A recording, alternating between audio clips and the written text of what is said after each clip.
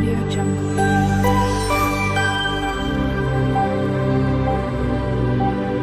Audio Jungle. Hello everyone, જય શ્રી કૃષ્ણ. મારી ચેનલમાં તમારું સ્વાગત છે. આજે આપણે બટાકાના આલુની ચિપ્સ એટલે ફ્રેન્ચ ફ્રાઈઝ બનાવવાના છે. તો એના માટે આ મેં 3 મીડિયમ સાઇઝના બટાકા લીધા છે. હવે એને આપણે કટ કરી લઈશું.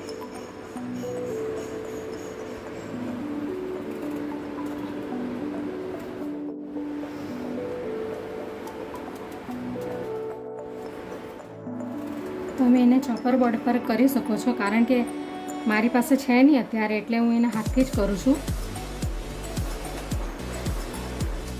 ફિંગર ટાઈપના કટ કરવાના છે, બહુ જાડા પણ નહીં અને બહુ પતલા પણ નહીં. આ રીતના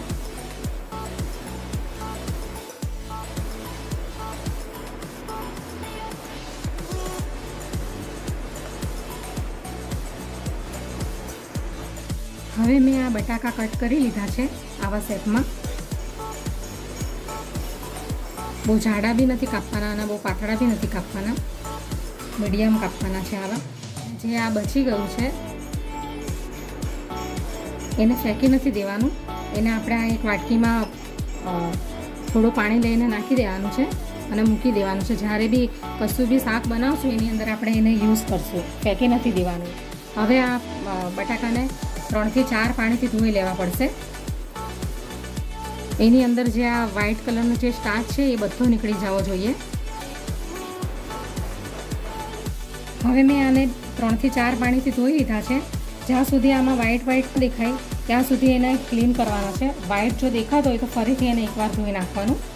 હવે એને હું ગરમ પાણીમાં બોઇલ કરી દઈ, અને વધારે બોઇલ નથી કરવાના, 80% જેટલા બોઇલ કરવાના છે.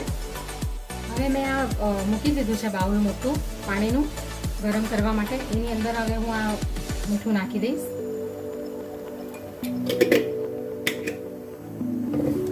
પાણી ગરમ થઈ ગયું છે. હવે આ બટાકાની ચિપ્સને હું હાફ બોઇલ કરી નાખીશ. એને વધારે બાફવાની નથી, 80% જેટલી બાફવાની છે. હવે એને એકવાર હલાવી લઈશું.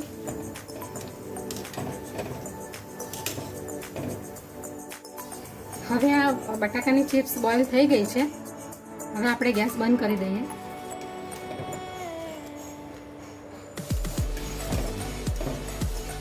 હવે આપણે એને આ જે હોલવાળી આ ટોપલી છે એમાં કાઢી લઈશું. નીચે આવી રીતે વાટકો મૂકવાનો છે, હાથ બળી જશે.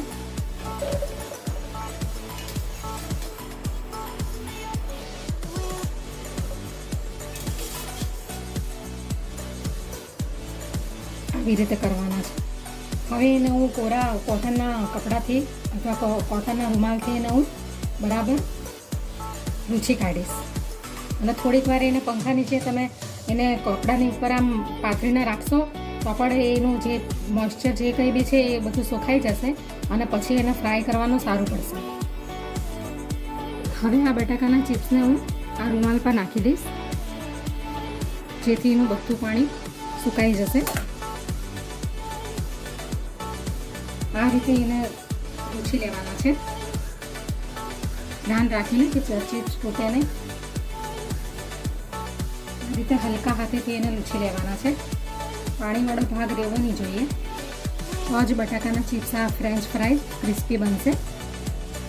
હવે એને 10-15 મિનિટ માટે હું આમાં જ એને સુકાવા દઈશ પંખા નીચે. હવે આ બટાકાની ચિપ્સ બરાબર સુકાઈ ગઈ છે, અંદર જરાક પણ મોઇશ્ચર નથી રહ્યું. હવે આપણે એને ફ્રાય કરી લઈએ. મેં કઢાઈ મૂકી દીધી છે પહેલેથી ગરમ તેલ કરવા માટે. તેલ ગરમ થઈ ગયું છે. હવે આપણે આ ચિપ્સને તળી લઈએ, ફ્રાય કરી લઈએ. હવે આપણે એને ફ્રાય કરી લઈશું. બસ આટલું જ ગરમ તેલ હોવું જોઈએ, તેલનું ટેમ્પરેચર આટલું જ હોવું જોઈએ. અને વધારે ક્રિસ્પી બનાવવા હોય તો એને બીજી વાર એને ફરીથી ફ્રાય કરશું આપણે, તો બરાબર ક્રિસ્પી બની જશે. હવે આ હાફ ફ્રાય થઈ ગયા છે, આપણે એને કાઢી લઈશું. પછી એને ફરીથી બીજી વાર આપણે એને ફ્રાય કરશું. તમને વધારે ક્રિસ્પી ખાવા હોય તો એને ત્રીજી વાર બી તમે ફ્રાય કરી શકો. હવે આ એકવાર ફ્રાય થઈ ગયા છે. હવે આપણે એને બીજી વાર ફ્રાય કરશું. હવે આપણે એને બીજી વાર પણ ફ્રાય કરી લઈશું.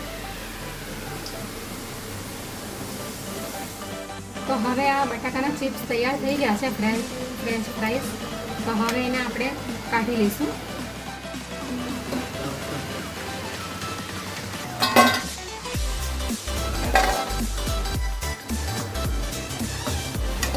બીજા પણ કાઢી લઈએ એવી રીતે.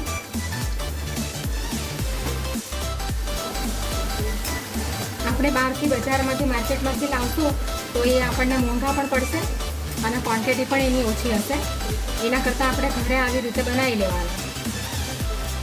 અને તમે આ એકદમ તમને ક્રિસ્પી જોઈતા હોય તો તમારે એને 2 થી 3 વખત હાઈ ફ્લેમ પર જ ફ્રાય કરવા પડશે, તો જ એ ક્રિસ્પી બનશે. જે આ રીત બતાવી એ પ્રમાણે કરશો તો બરાબર ક્રિસ્પી થઈ જશે તમારા ફ્રેન્ચ ફ્રાઈઝ. તો હવે આ બટાકાની ચિપ્સ ફ્રાય થઈ ગઈ છે. હવે એને હું કાઢી લઈશ.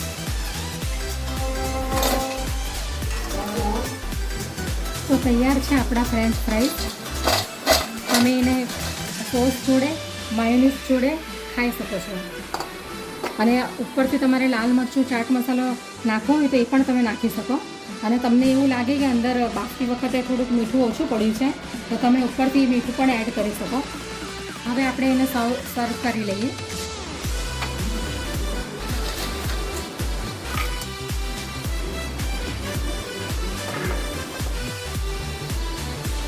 તો તૈયાર છે આપણા ફ્રેન્ચ ફ્રાય. એને આવી રીતે સોસમાં ડુબોળીને ખાઈ શકો તમે. માયોનીઝમાં ડુબોળીને પણ ખાઈ શકો.